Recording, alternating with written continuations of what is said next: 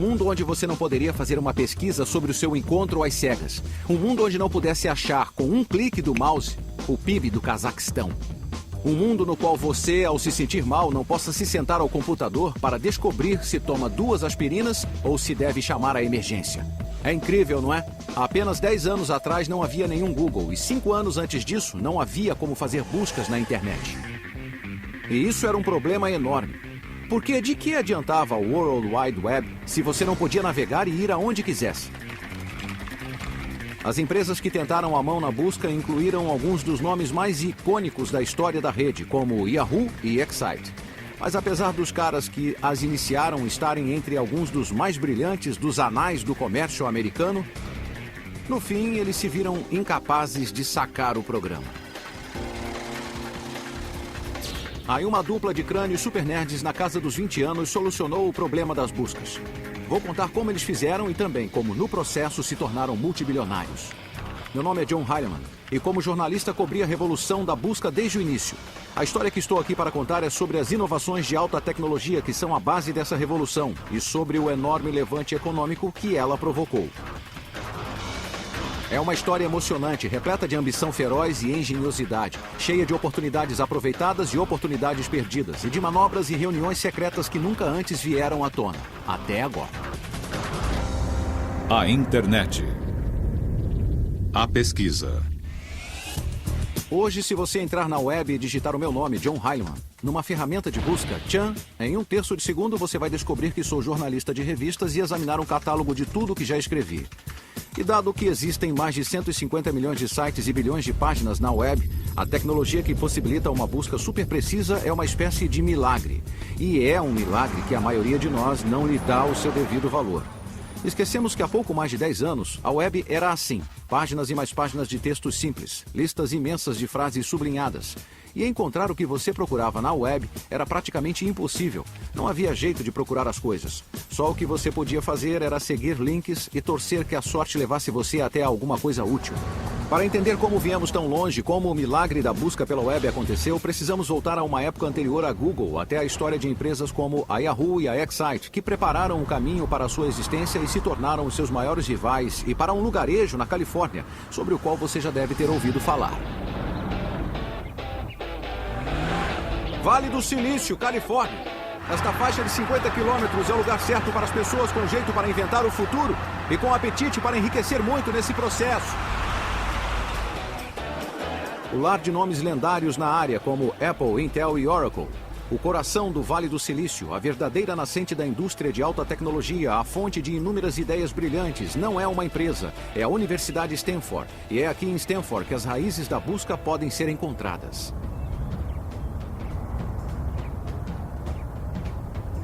Você deve estar achando que vou dizer que em algum laboratório por aqui, alguns estudantes que só tiram 10 e seu professor crânio estavam inventando algum chip de silício mega veloz ou algum enorme supercomputador e tomaram o vale de assalto. E havia, mas não estamos interessados neles.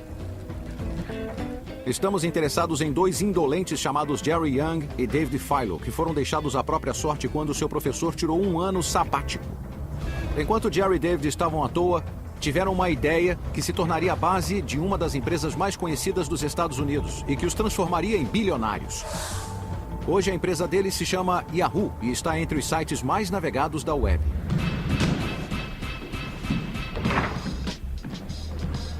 Tudo começou quando Jerry e David estavam tentando achar um jeito furtivo de usar a internet para ganhar um concurso da Liga de Basquete de Stanford. Os garotos eram estudantes de engenharia elétrica e tinham acesso à web. Eles a varreram minuciosamente site por site procurando informações atualizadas sobre esportes. David descobriu como acessar um monte de sites diferentes para conseguir os dados dos jogos de basquete da noite anterior. Ele puxou tudo e compilou os dados para tentar ver se a gente devia mudar de jogador, trocar jogadores ou fazer seja o que for. É difícil imaginar uma meta mais trivial do que um concurso desses. Mas ao caçar dados esportivos obscuros nessa rede estranha e desajeitada chamada internet, Jerry e David davam os primeiros passos na estrada para a busca. Na época, competíamos contra outros alunos de outros departamentos e estávamos tentando usar a tecnologia como vantagem e eles estavam lendo os jornais do dia seguinte. E se baseando nos jornais, eu Acho que a gente ganhou de lavada, né? Eu não sei se foi muito, então eu não sei se a tecnologia ajudou tanto assim, mas foi uma experiência muito divertida. E não é surpresa nenhuma que a rede de 1994 não tenha ajudado muito a Young e Philo. Até para entender o que era e o que a internet tinha a oferecer, você precisava de algum tipo de guia, de algum tipo de diretório para ajudar a navegar no meio daquilo. Era um pensamento simples, porém brilhante. Um diretório que pudesse mostrar aos usuários virgens da web como encontrar coisas legais nesse novo mundo eletrônico. Mas não tinha nada a ver com a busca atual, era só um monte de categorias e subcategorias que você podia caçar e fuçar. Era incrivelmente tosca, compilada manualmente por uma dupla de geeks que passava horas olhando o máximo de sites possível e então decidindo como listá-los. Mais tosco ou não, aquilo que os caras chamaram de Guia do Jerry e do David para o World Wide Web foi a primeira de seu tipo e provou ser imensamente popular. E da noite para o dia, rolou um lance mundial. Milhões de usuários do mundo todo correram para o site. Os dois logo se tocaram de que precisavam de um nome mais curto, mais esperto, que grudasse, um que soasse mais, sabe, emocionante. A Yahoo era uma grande ideia, mas uma ótima ideia não basta para se tornar uma grande empresa. É preciso dinheiro, e muito. Mas como todos sabem, não há falta dele no Vale do Silício. E a maior parte vem destes prédios ao longo da Sand Hill Road, os escritórios de muitos investidores de risco lendários do Vale. Eu não sei o que esperava ver na primeira vez que vim a este lugar. Ruas pavimentadas com ouro, ou sei lá. Mas foi isso que encontrei. Um monte de edifícios baixos sem identificação, naquilo que parece um vilarejo alpino. Mas por trás daquelas portas ali estão os investidores de risco, os caras que presidem os fundos de investimentos, contendo bilhões e bilhões de dólares. Os caras que decidem quais empresas iniciantes sobreviverão e quais nunca verão a luz do dia. Uma das mais bem-sucedidas entre essas empresas é a Sequoia Capital.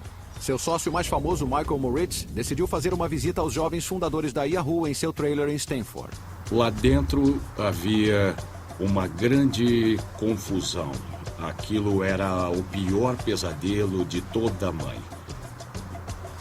Embalagens de pizza por todo lado, computadores e equipamento eletrônico espalhados aqui e ali, com as cortinas fechadas. A temperatura era de uns 30 graus. Era uma fossa séptica sufocante.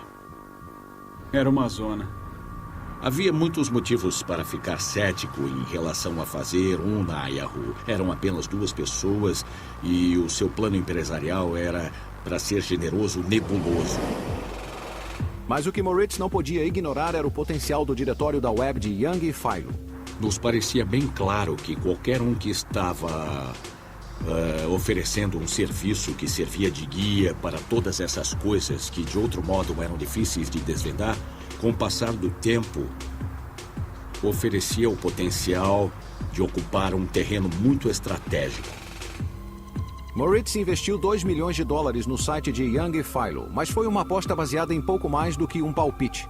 Apesar de muitas visitas ao site da Yahoo Site, não era óbvio de onde viriam os lucros ou até mesmo a receita.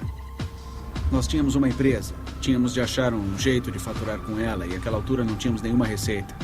Na verdade, era pior do que isso. Na época, ninguém do planeta Terra tinha descoberto um jeito de ganhar dinheiro com a internet. Mas a Yahoo mudaria tudo isso e, ao fazê-lo, ajudaria a iniciar a corrida do ouro que logo tomaria a web. Em 2007, empresas de busca como a Yahoo e a Google geraram bilhões de dólares em receita e lucros, tornando-os a inveja de empreendedores em todo lugar. Mas em seu alvorecer, ninguém usava a web para negócios ou comércio. A ideia em si era considerada uma heresia e até mesmo malévola. Eu me lembro claramente das discussões enquanto a web tentava definir a sua cultura. Em meados da década de 90, o centro da cultura da web não era o Vale do Silício, mas aqui neste pequeno parque, no extremo sul de São Francisco. A revista Wired e a sua irmã online, a Hot Wired, foram lançadas. Eu trabalhava aqui na época e os argumentos a respeito da iminente comercialização da web eram ferozes e se resumiam a apenas uma palavra: publicidade. A publicidade dividiu a comunidade na web. De um lado estavam os investidores de risco e outros tipos financeiros que acreditavam que a internet era um novo meio e a mídia sempre fora sustentada pela publicidade. Sabe, havia uns 100 anos de história de mídia por trás dela que diziam: se você consegue reunir uma plateia grande em um lugar só, poderá vender publicidade a ela. Não era preciso muito mais inteligência do que aquela entre as orelhas de uma salamandra para sacar isso. Do outro lado estavam os utopistas da internet, pessoas que viam a web como um lugar que prometia liberdade. Não era um ambiente comercial. As pessoas não eram empresas. Era apenas um monte, em geral, de estudantes universitários, pesquisadores que faziam experimentos com essa coisa nova. Mas Yang e Philo haviam aceitado o capital de risco. Entraram no jogo para construir um negócio. Eles tinham de achar um jeito da Yahoo ser rentável. Qualquer jeito. Jerry e David estavam muito preocupados com as ramificações e repercussões de se colocar publicidade no site deles, temendo que isso fosse ruim para os usuários deles e que os usuários se rebelariam. Para os fundadores da Yahoo, isso era um dilema grave. Ao aceitar publicidade, eles arriscavam alienar os seus usuários leais. Mas realmente não havia qualquer outra opção viável. O que mais eles podiam fazer? Então, para nós, naquele momento, a publicidade parecia a melhor escolha. Mas estávamos realmente preocupados com ela.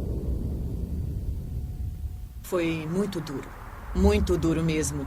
Nós não tínhamos ideia de como isso seria recebido, se haveria retaliação, se geraria algum cinismo sobre que interesses comerciais farão a esse tipo de ambiente de informações utópico. No final de 1995, a Yahoo começou a aceitar publicidade em banners com a respiração presa e os dedos cruzados. Estávamos inseguros quando pusemos as primeiras propagandas lá, tipo, será que isso vai funcionar? A agonia acabou sendo em vão. Os usuários do Yahoo continuaram se multiplicando e mais usuários significava mais anunciantes pagando mais para pôr os seus banners diante de um número crescente de olhos. Pela primeira vez, a Yahoo tinha mostrado que era possível ganhar dinheiro na web. Era um momento crucial na história e significava uma coisa: o surto da web tinha começado. Foi quase como se tivesse sido dado um tiro de largada. Em 1996, a Yahoo enfrentava uma série de desafiantes que ganhavam terreno sobre ela: Infoseek, Alta Vista, Lycos. Mas a rival mais formidável da Yahoo era uma empresa chamada Excite. Na superfície, a Excite era muito parecida com a Yahoo. Era outra empresa iniciante de busca fundada por outro grupo de garotos de Stanford, substituindo uma casa pulguenta nos subúrbios por um trailer pulguento no campus. Mas a tecnologia que o site desenvolveu era consideravelmente mais sofisticada do que aquela desenvolvida pela Yahoo. Em vez de uma lista de sites compilados e divididos em categorias por seres humanos, o Excite era puro software. Você digitava sua indagação e o serviço vasculhava a web, encontrando páginas que continham o termo que você havia digitado. Ou seja, era uma versão rudimentar da busca como a conhecemos hoje. Quando começamos, estávamos em 17º numa corrida de 17 cavalos. E sabíamos que, depois de um ano, seríamos o número 1 ou o número 2 ou estaríamos mortos. A avareza dominava. A ambição e a animação estavam no ar. Em 1997, a internet estava explodindo. Milhões de pessoas entravam online para ver o motivo de tanta exaltação. A Yahoo, Excite e outros mecanismos de busca estavam ocupadas, se transformando no que se conhecia como portais. Destinos emocionantes, repletos de distrações, de cotações da bolsa, e-mail e salas de bate-papo. Eram parques de diversão. Uma miríade de atrações bugigangas e quinquilharias reluzentes, projetadas para transformar usuários em uma plateia cativa em benefício dos anunciantes.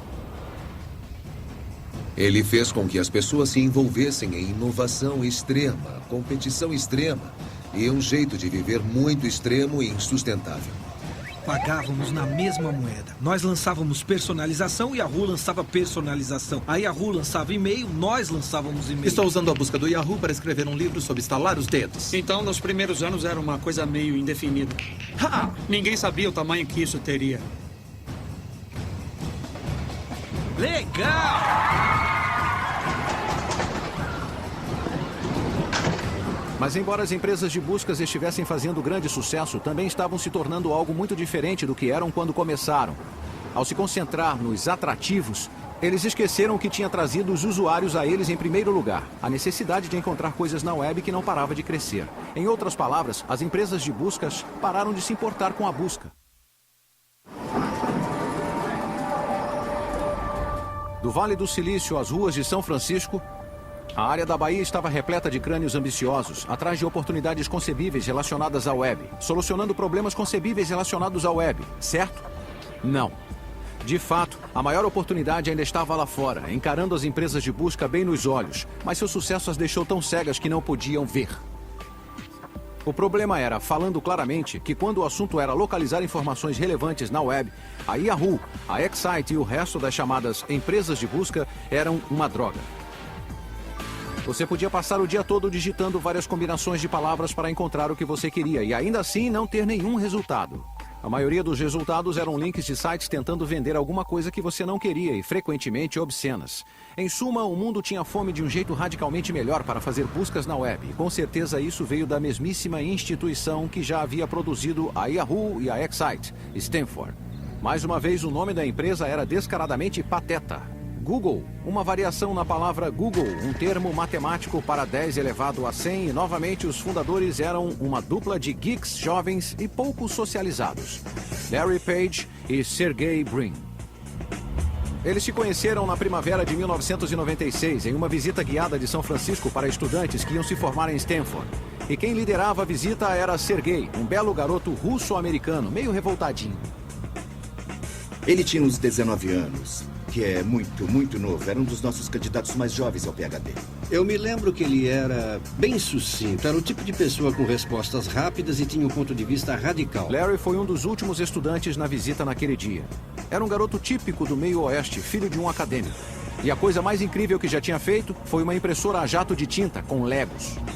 Era um cara despretensioso, quieto. Não era o tipo de pessoa que você conhecia e ficava surpreso. Quem o conhecia dizia, esse é um cara legal. E foi o cara legal Larry que teve uma ideia de gênio que transformou a busca numa coisa mágica e lançou a Google. Dadas as consequências abrangentes dessa ideia, sociais, culturais e com certeza financeiras, você poderia pensar que é incrivelmente complexo, mas de fato, em sua forma básica, é bem simples. A ideia começou com a noção de que a web realizava um concurso de popularidade contínuo sobre o seu próprio conteúdo e que a quantidade de vezes que uma certa página da web tinha links em outros sites poderia ser uma medida de sua utilidade ou relevância. Page acreditava que um link de site para outro é uma espécie de recomendação. Ele e Brin construíram a ferramenta de busca da Google com base nessa convicção. E como escreveram na agora famosa dissertação acadêmica de 1998, abre aspas, em essência, a Google interpreta um link da página A para a página B como um voto da página A em prol da página B. A Google avalia a importância de uma página pelos votos que ela recebe. Fecha aspas.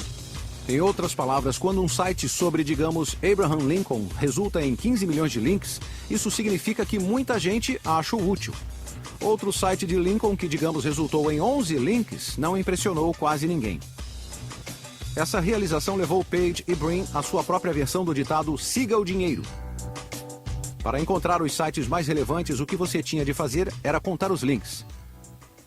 A ideia de Larry sobre a contagem de links era simples, mas brilhante, e acabaria sendo o coração do incrível sucesso da Google. Mas na época, Larry entendeu dessa forma? De jeito nenhum. A primeira pessoa a ver a Google em ação foi um dos professores de ciência da computação dos rapazes, Héctor Garcia Molina. Brincamos na minha sala por um tempo, olhando para a contagem dos links, ou seja, quantas páginas apontam para a sua página, de páginas interessantes. Então, olhamos para a homepage de Stanford e então a comparamos com outros departamentos, o MIT ou Berkeley, que são nossos concorrentes. E nos divertíamos muito vendo quais dessas páginas eram mais importantes do que as outras, porque havia mais referências a elas. Quando Larry e Sergey lançaram a Google no site de Stanford, todos que viram a ferramenta perceberam que era especial. Era uma ferramenta de busca que voltava a se importar com buscas. Da sala de estudantes graduados no campus de Stanford Campus, vista aqui nestas imagens inéditas, Page e Brin lutaram para gerenciar a popularidade de sua novidade inovadora. Havia tanto tráfego no Google que quase toda a internet da Universidade Stanford entrou em colapso. Então, a administração da universidade disse, vocês têm que sair do campus. Stanford não era mais útil para Larry e Sergey. Era hora deles saírem do campus e irem para o Vale do Silício, arranjar alguma verba e transformar sua ideia brilhante em uma empresa de verdade.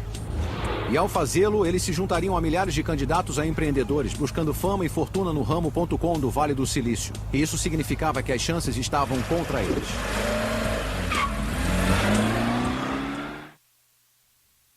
Hoje nós olhamos para a Google com seu enorme valor de mercado de mais de 200 bilhões de dólares, seu vasto campus no Vale do Silício e a sua influência sobre a mudança da cultura e presumimos que devia haver investidores batendo à sua porta, especialmente no auge da bolha das .com, quando algumas das ideias mais estúpidas imagináveis estavam recebendo rios de verba. Mas na época, a reação entre os homens com a grana à Google não foi "Ei, moleza!". Em vez disso foi "Oh, peraí, outra ferramenta de busca?".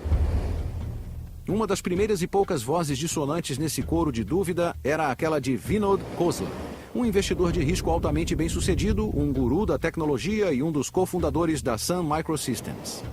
Eu os conheci, adorei os dois e disse que amaria trabalhar de algum jeito com eles. Então os apresentei a Excite e disse: esta é uma ferramenta de busca maravilhosa e uma abordagem melhor. Para Khosla, a lógica era simples. Na época, ele era um investidor na empresa de busca Excite e ele calculou que se a Excite comprasse ou licenciasse a tecnologia de busca da Google, eles teriam uma vantagem contra a sua amiga rival, a Yahoo, que parecia estar dominando cada batalha e derrotando todos os seus oponentes nas guerras dos portais. Para a Excite não ser esmagada pelo exército de Yang e Philo, precisaria de artilharia fresca. E como qualquer comandante militar diria a você, o segredo para vencer uma guerra é fazer as alianças certas. Agora, na esperança de fazer com que a Excite se juntasse à Google, Khosla arranjou uma reunião para o tecnologista-chefe da Excite, Graham Spencer, conhecer Larry e Sergey neste restaurante japonês. Os rapazes da Google vieram com a esperança de garantir a continuidade do projeto. Eles haviam feito um teste para demonstrar como os seus resultados de busca eram melhores do que os da Excite. E ligando os seus laptops, eles mostraram os resultados a Spencer. Spencer voltou e contou ao diretor da Excite, George Bell, sobre a tecnologia da Google, assim como Khosla.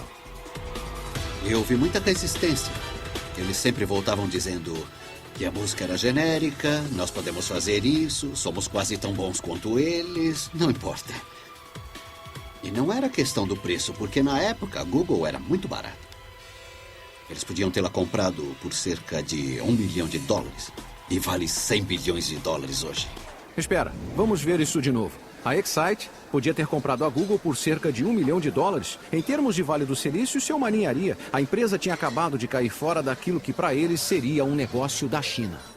Olhando para trás, eu erguerei a mão e direi: pareço idiota.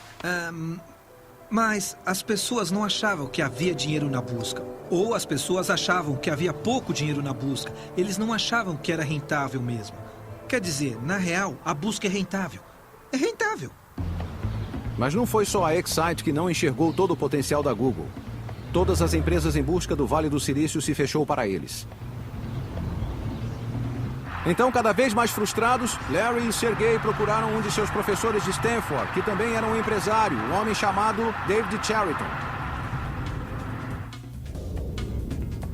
Para mim, eles queriam uma quantia bastante modesta, na casa de $1 milhão.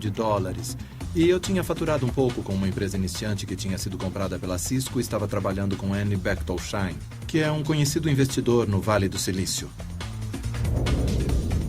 Então, Dave me ligou e disse que eu precisava conhecer esses caras da Google. E eu cheguei na casa dele numa bela manhã ensolarada de verão.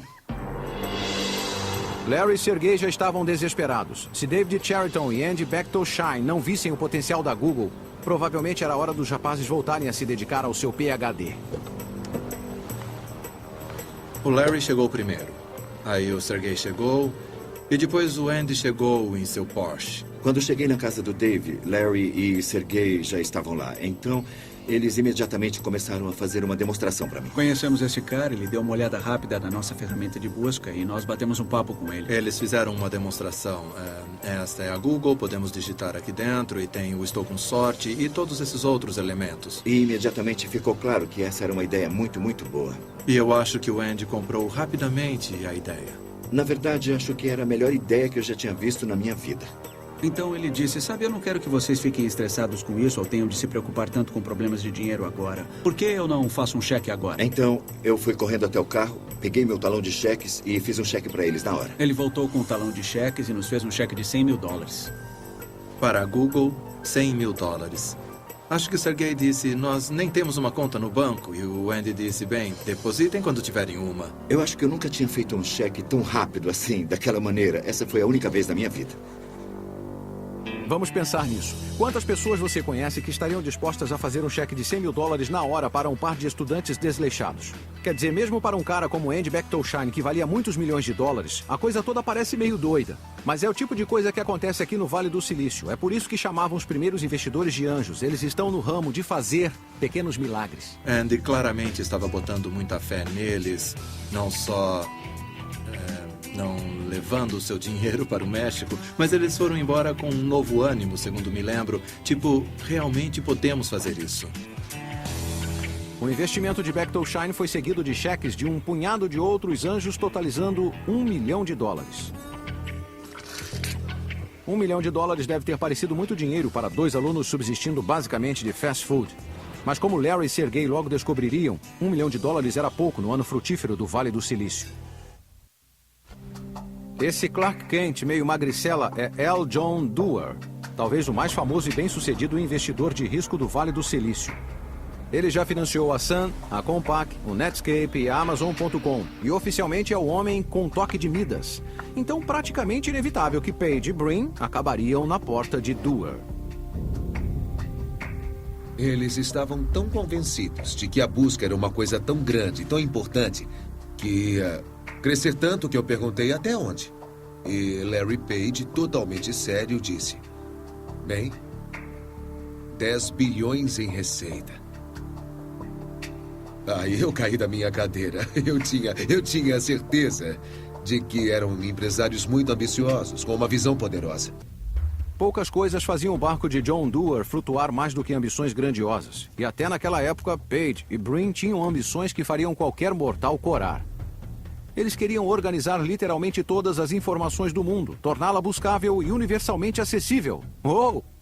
No início de 1999, recebi um telefonema de John Doerr, que queria que eu fosse até seu escritório, que tinha uma coisa para me mostrar. Não fazia ideia do que ele estava falando, mas quando John Doerr chama, a gente atende.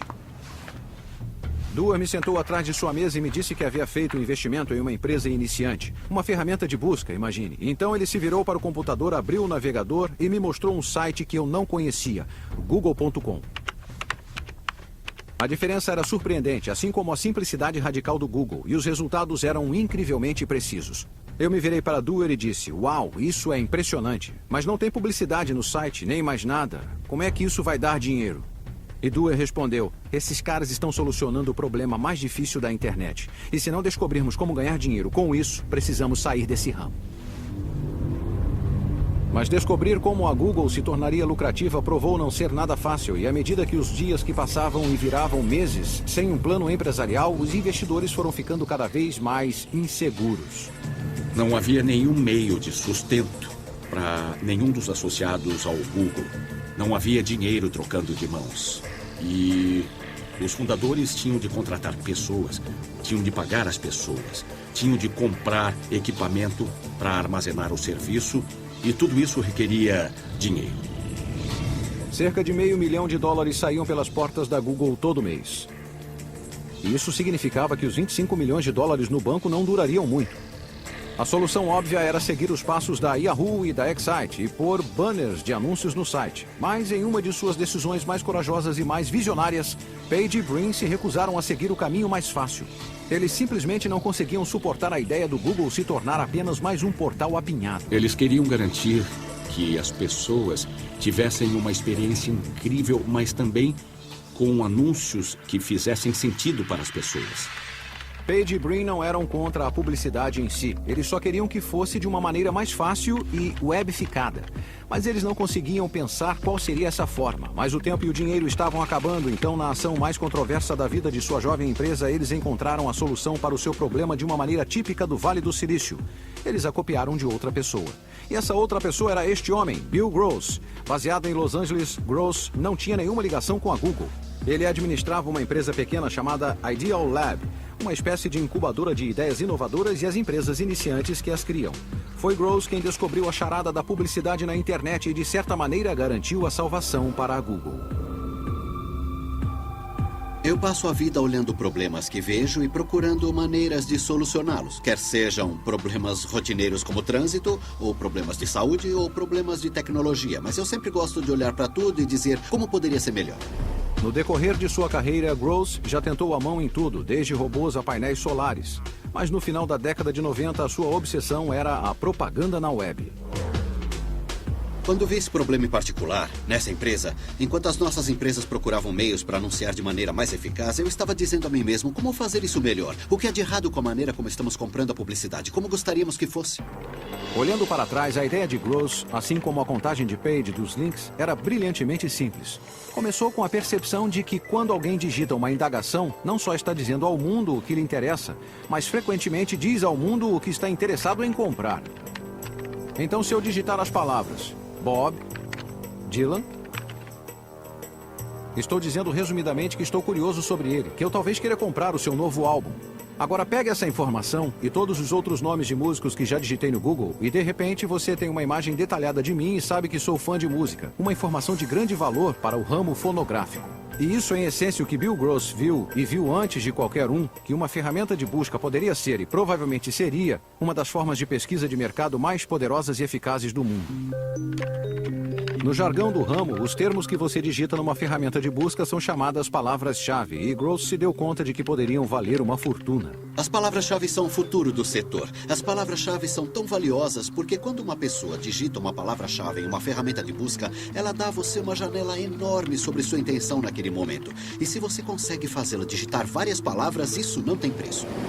Gross acreditava que podia vender palavras-chave aos anunciantes. A BMW, por exemplo, pagaria um bom dinheiro para garantir que cada vez que alguém digitasse a palavra carro em uma ferramenta de busca, um link para um site da BMW apareceria no topo dos resultados da busca. Mas até mesmo entre o pessoal da Gross, a ideia de pagar por isso parecia crassa, censurável.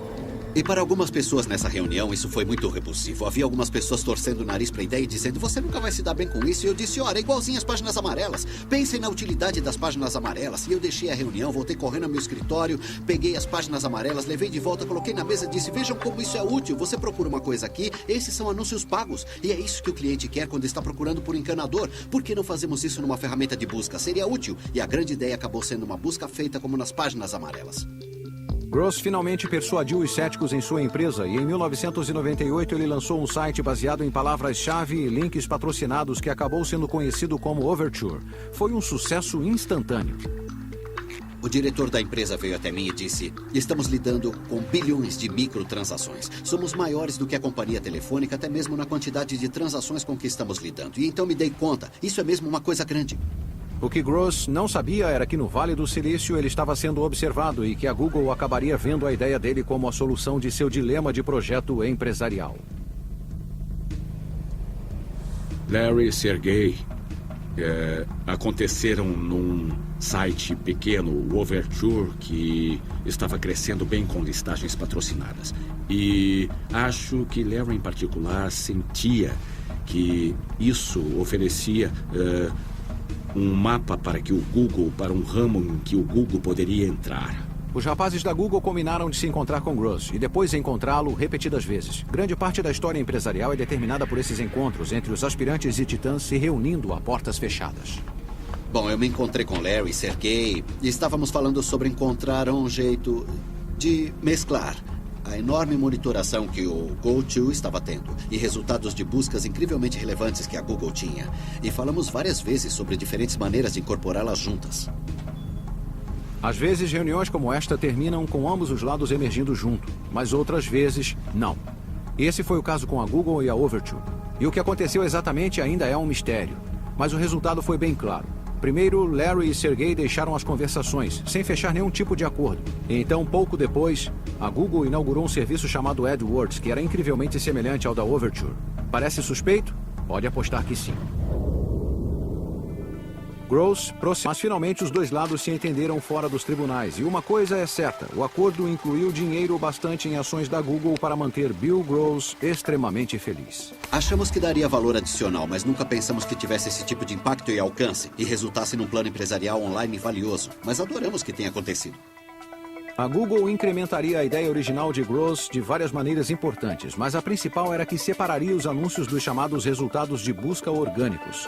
Dê uma olhada na página da Google que estamos tão familiarizados agora. Esta é a caixa branca onde você digita a sua indagação. Aqui estão os resultados limpos gerados pelo algoritmo de relevância do Google.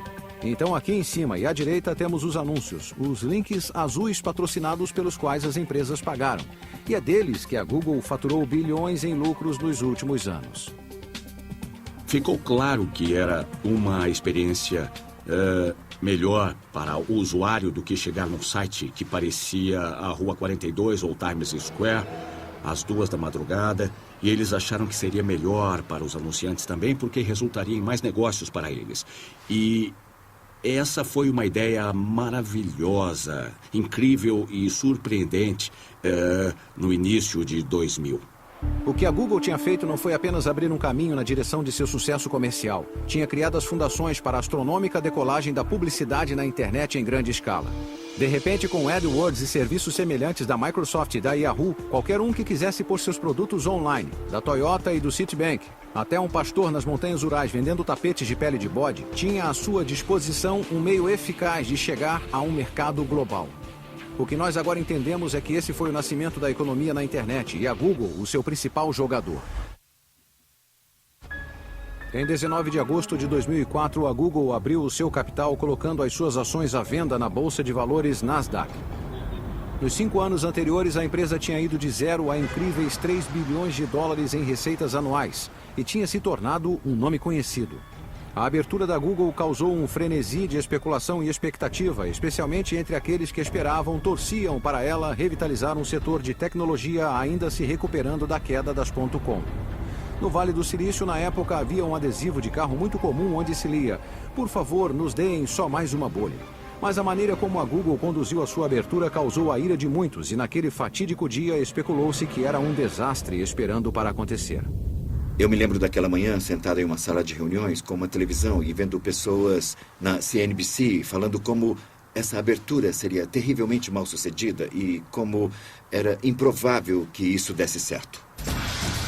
A controvérsia sobre a abertura do capital surgiu do fato de que a Google tinha optado por um nada convencional leilão para vender as suas ações e isso tinha alienado grande parte de Wall Street, que lucrava bastante com a maneira convencional de fazer negócios. A tentativa da Google despertar interesse de sua abertura na comunidade financeira rendeu críticas terríveis. Os executivos da empresa passaram a imagem de arrogantes e velados.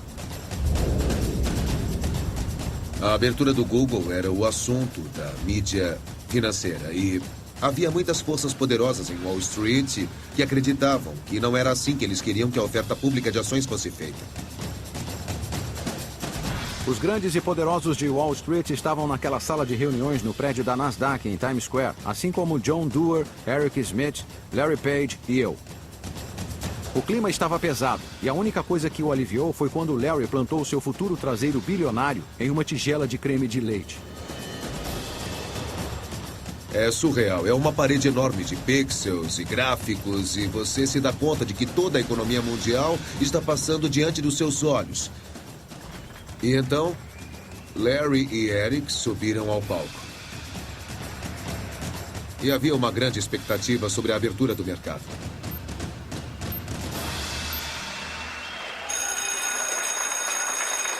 E lá foram eles.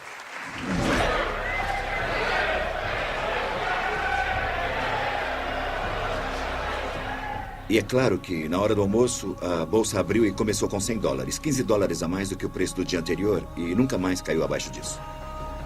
No fim, apesar de toda a tempestade, a abertura do capital da Google foi um sucesso da única maneira que importava. Qualquer um que tenha comprado ações naquele dia e ainda tenha a sorte ou a inteligência de tê-las, guardou uma fortuna. 3 anos depois da abertura, a Google vale mais do que a FedEx, o McDonald's, a Coca-Cola, a Intel, a IBM ou o Walmart. Ações que venderam por $100 tinham subido para quase 700. Enquanto isso, Brin e Page estão entre as 30 pessoas mais ricas do mundo. A Google, sem dúvida, é a empresa que mais cresceu no mundo. Apesar de estar na lista da Fortune 500, os fundadores da Google sempre lutaram para que a sua empresa não fosse percebida como mais uma empresa truculenta e gananciosa, como, digamos, a Microsoft em seu auge. O seu portentoso e altruísta lema corporativo é "Não seja mal". O seu campus remonta à era das .com com sua comida gratuita, cadeiras saco e transportes Segway. Mas apesar de todos os atrativos simpáticos, a Google continua sendo uma grande máquina capitalista que continua a prosperar com o casamento de busca e publicidade que a empresa aperfeiçoou. Até a publicidade online realmente se tornar eficaz, não havia como pagar os programadores que estavam criando todo o software. Eles eram subsidiados. Então, por exemplo, na Sun, nós vendíamos sistemas ou hardware e usávamos esse dinheiro para pagar os nossos programadores de internet. Hoje, as empresas da internet podem pagar seus programadores de internet com receitas da internet que vêm da publicidade. Então, o desenvolvimento da tecnologia e da publicidade andam lado a lado. Mas a Google não está relaxando e mamando em seu negócio principal, não está descansando sobre os seus louros, muito pelo contrário. Ela sabe muito bem que ficar parado no ramo da tecnologia equivale a cometer suicídio comercial. A Google despejou seus lucros fantásticos em incontáveis experimentos e projetos, apostando em tudo o que está ao seu alcance. Existe o Google Library, o Google Books, o Google Maps, o Google Earth. Existe o Gmail, o Google Calendar, o Google Spreadsheets e o Google Docs. A empresa comprou a iniciante Blogger para publicação pessoal na web. Ela comprou a iniciante Picasa para compartilhamento de fotos online e, é claro, o YouTube para compartilhamento de vídeos online. E para muitos, tudo isso se resume a um plano para dominar o mundo. Então não é à toa que a Google Mania gradualmente começou a dar lugar a uma crescente Googlefobia. E a Googlefobia pode ser mais grave entre os defensores da privacidade que se preocupam com a quantidade de informações sobre todos nós que está armazenada nas bases de dados da Google. Mas não são só os libertários civis, até os mentores originais de Page e Brin têm as suas preocupações. As pessoas vão sentir que existe perigo em ter informações demais, guardadas sobre tudo o que fizeram e tudo o que buscaram. E vamos ler cada vez mais sobre isso. Para outros, a dominância metastática e expansão feroz da Google é um chamado às armas. Embora a Excite esteja há muito falecida, a Yahoo aumentou as suas ofertas em buscas e publicidade.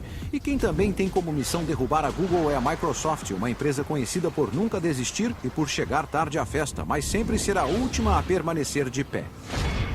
No geral, se houvesse alguma grande oportunidade na internet ou em softwares, a Microsoft sacava isso bem rápido. E eles têm um bocado de pessoas inteligentes e muitos bens e forças. Mas exatamente à medida que a Google expandiu seu alcance em tantos cantos do comércio, a sua lista de inimigos fora do ramo da tecnologia ficou bem maior e mais formidável. Da Viacom e a News Corporation, da Rupert Murdoch a editores de livros e, em breve, toda a indústria de telecomunicações. As forças que agora estão se reunindo contra a Google irão confrontar a empresa com desafios muito maiores do que qualquer outros que já enfrentaram. Para a Google continuar a sua ascensão meteórica, Larry, Sergey e o resto do pessoal da Google terão de ser ágeis, inovadores e incrivelmente criativos. A história da alta tecnologia nos ensina que toda empresa, não importa seu tamanho, finalmente acaba pondo o pé na jaca. E embora isso ainda não tenha acontecido à Google, é inevitável que aconteça. A Google foi mais longe e mais rápido do que qualquer outra empresa já foi. Mas suas maiores batalhas e o verdadeiro teste de resistência ainda estão por vir.